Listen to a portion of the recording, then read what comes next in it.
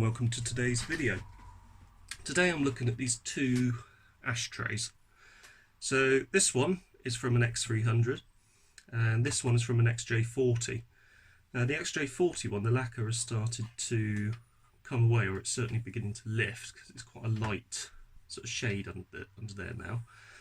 This X300 one is actually in much better condition. What are you doing, cat? Fine, you can stay there and sniff the wire. Also, this X300 one doesn't have the dampener mechanism which stops that from flipping open. So what I'm going to do is to remove the wood off of this one, transplant the wood from here to here, and the wood that's on here I can actually spend a bit of time seeing if I can actually revarnish it at some point. Right, so I've had a look at these a little bit earlier, and the wood on the later ones is held on with a series of very small screws, as you can see here. So these, he says, famous last words, shouldn't be too difficult to take off. So let's see if we've got the relevant size available. It's unlikely that I have in this small toolkit that I've got here, so I'll have to improvise with some needle nose pliers, which shouldn't be too difficult. They look about a 6mm, so if you've got a 6mm, then you can use a 6mm socket on these. However, the needle nose pliers do seem to be working fairly well. The XJ40 item is held on in a slightly different manner. As you can see, it's held on these sort of clip things here. I forget what these are called, but they clip down and clip the whole assembly into place. Let's just move that out of the way. That, incidentally, is the bulb from the cigar lighter. Anyway, let's remove these. So we'll get these off first, and then we can work on the XJ40 one. Get these out the way. Get this one out the way. Manufacturer wise, are they the same company manufacturing? This was manufactured by Sidler. This one was also manufactured by Sidler. 1350, so they use, by the looks of it, they use the same moulding. However, they have different part numbers. My one, actually looking at this, is not original to my car. This was actually manufactured in 1989, which wouldn't surprise me because I did have the complete interior fitted to mine back in 2003, which came out of a very late 3.6 litre Sovereign. The Sovereign itself had done a very low mileage from new, and consequently the interior was in superb shape, so I ended up with the interior, and it would seem the wood as well. So let's see if these will gently prise up. So logic would say that you would probably have another couple holding it in up here, and it would appear that there are some here. Now to get to those, there's this piece in the way, so let's have a look and see how that comes out. So it looks like it's clipped in at the sides. Now if I lower this,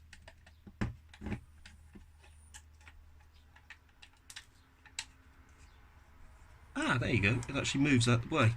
So if you open it, those two become available.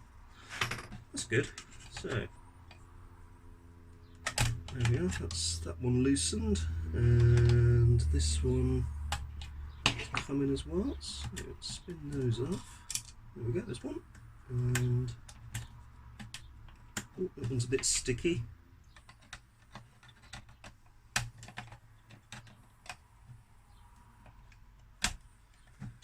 And this one is coming off quite nicely.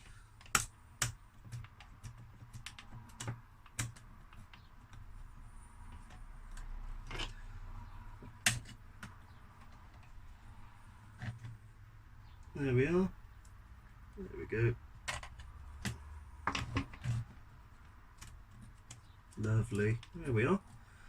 And off with that one. I'll put those over here.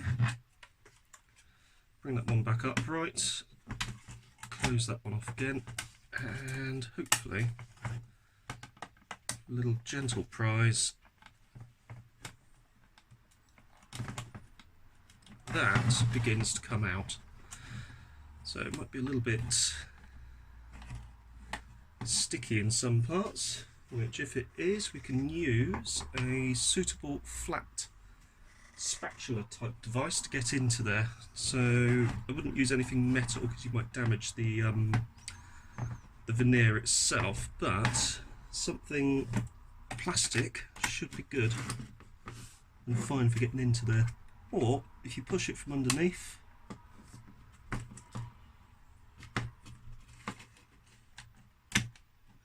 and push from underneath on this side. Oh, need to open it again. So there we are. Push from underneath this side. That does begin to come free. So this one's actually free. This one is now free as well, and here we are. So in a moment this will be transplanted onto the XJ40 assembly. So let's put that to one side. That's in nice shape, that particular piece of trim. Also going to borrow this because I don't know where my one has gone. There we go. Now, the tray cover itself, similar setup with a couple of these very small nuts. I'm guessing probably 6mm again. They may actually be less than 6mm. We might even be talking sort of 4 or even 5mm. So that's, there we are. That's that. So we keep all of these together because we will need those in a minute when we come to reassemble. And top side there. So you can see those there. We should be able to get into there with needle nose pliers.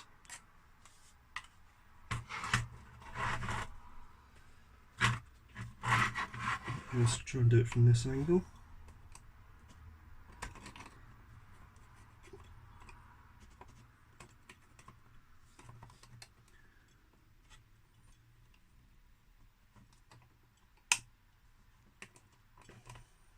Yep, that's beginning to come round. There we go. And we'll do this other one. So we've got that one prepped. And yeah, that one's coming round as well. There we go. So if what we can do is we can actually hold on to that there. And spin that one off, and also spin off that one. There we go. That's actually all 4 of them now. So what we should be able to do, similar setup to before, push it gently. In fact, you might even find if we do that, it comes off. And there we go. There's our piece of trim. So let's put that to one side, and let's also pop the ashtray to one side as well. So that's the old carcass. Worth keeping the old carcass because we can always use that for spares in the future. Here's the XJ40 one. So as you can see, slightly different setup on this one. We have these little clip things holding it in. So they actually clip into a little indent on the little post that's coming out of the actual trim itself. These are always a bit fiddly. So I'm going to use a flat blade to start the process. So that's one.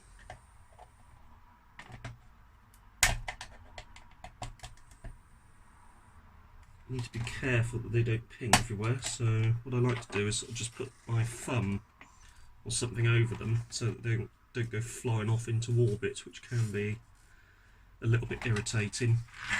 So similar story on the back of this one. If you release the ashtray, those two come into full view. So back down again. Actually, that's getting annoying. Put the bulb back into there just to keep that out of the way. There we go, ones. These little pin things are a real pain to get off. They will either pop off with a screwdriver. However, for ones which are a bit tougher, I used this small screwdriver, and because it's relatively soft metal, you can actually chop through like so, which means you will need to get new ones of these when you come to refit it, but if we just go back here, it does mean that we release the trim. If you look at the trim, you can see where it clipped on previously, so it does actually dig into the little posts. On later trims, obviously, they are threaded, which in fairness is actually a lot easier to take off.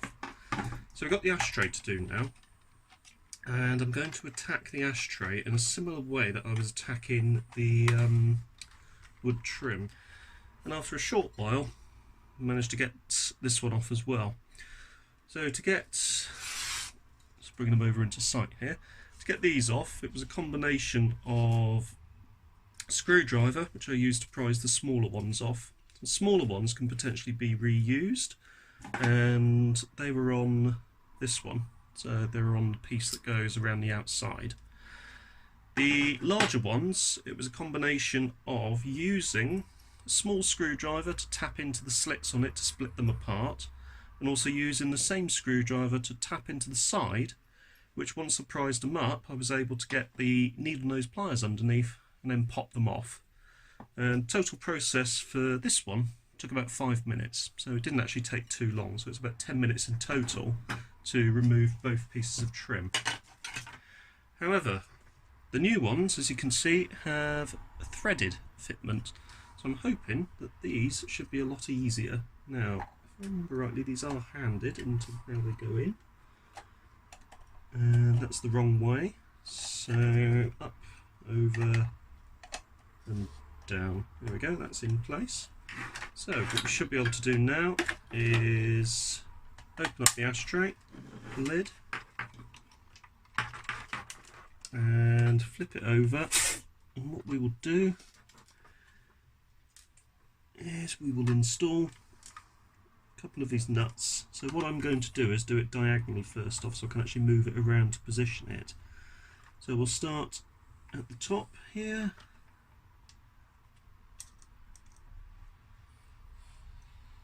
like so, and that goes on.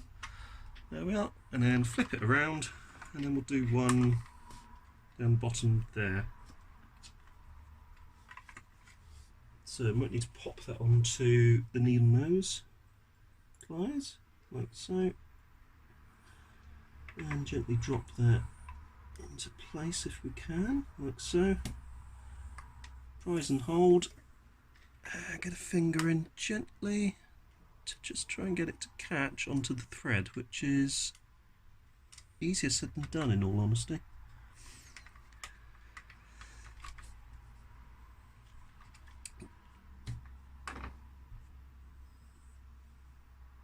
So, needle nose onto the thread, like so, and there we go. Gently turn, and then we're on. So we can actually have a look at the top itself, and that appears to be lined up and fine. It's actually slotted in there quite nicely. So let's get the rest of the screws on, or the nuts rather. There we go, that's the first piece of trim on. So as you can see, if I flip it open, we have both of those attached, and we just use the needle nose pliers to lock them out a bit, and same with those, again needle nose pliers just to nip them up. Right, the next piece of trim is the outside surrounding trim. Similar setup with this one. Actually, I'm interested to just check something. Are the poles? No, they're the same length. I thought they might be the ones on the older piece were actually larger, but they're not. So this one can only go on one way. As you can see, you've got the notched bit down here, which obviously that clips into, and then you've got the large flat piece at the top there, and that should slot into place. I've just noticed a very interesting difference between this piece and the earlier piece. So look at that. The earlier piece, the pins are closer in. However, on this later piece, the pins are further apart, so they're actually there. So what we need to do is we need to drill this panel. So let's mark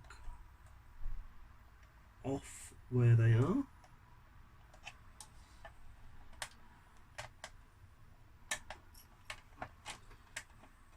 So that's sort of marked the area. What I can do as well is I can use a blob of grease, pop a blob of grease onto the end of each of these threads, and then drill into where the grease is. So let's just mark that one off. Now what I should be able to do, if I mount it up like that, I should be able to roughly gauge that I need to drill about here.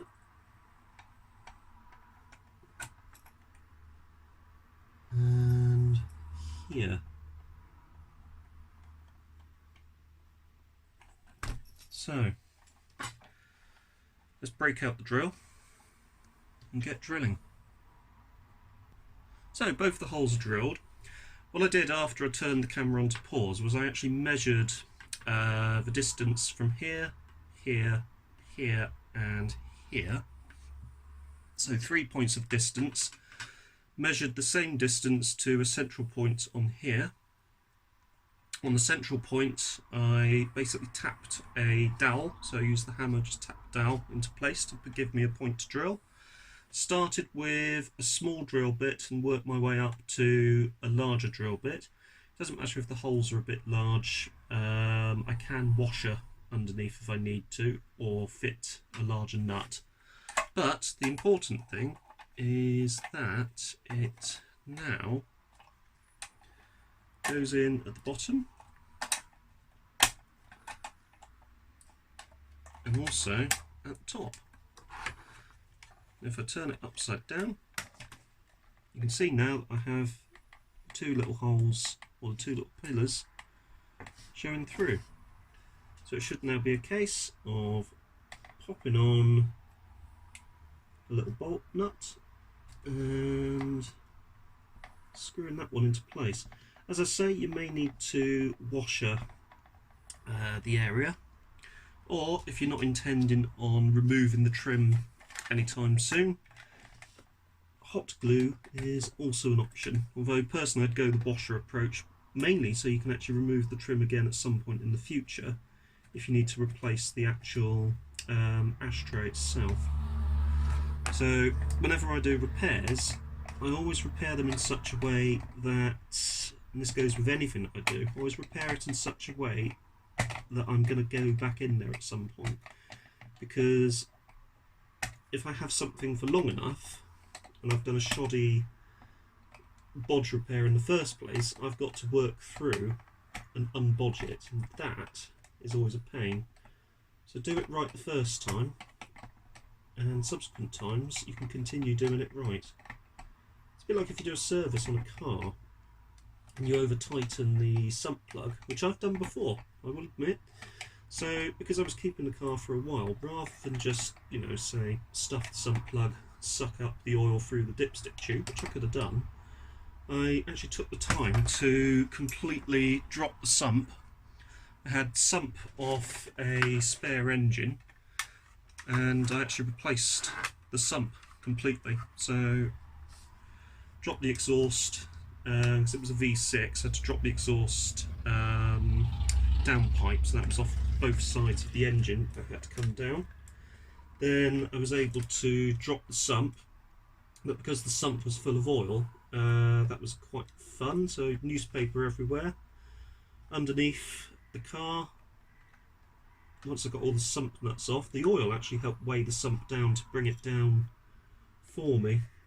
But once that was done, I was able to refit the new sump, also with a new sump gasket as well, refit the exhaust, and it taught me a valuable lesson: never over tighten a sump plug on an engine with an aluminium sump. Right, anyway, I digress. I'm going to get these screwed in and then we'll be ready to have a look at the final result. And there we go, the finished article. So we've now got both the pieces of trim on there. As you can see, it opens nicely. Both trim pieces are held in nicely with the bolts, also with the nuts that I fitted. So we've got 1, 2, and hiding underneath here, 3 and 4 for that one. Same story on here, 1 and 2, 3 and 4. And there we go. Now that is ready to refit to the car. Right, if you have found this video interesting, don't forget to hit the like button. Don't forget to subscribe. I'll bring that into view so you can see it a bit better. Don't forget to subscribe. And I will see you in the next one. Thank you very much for watching.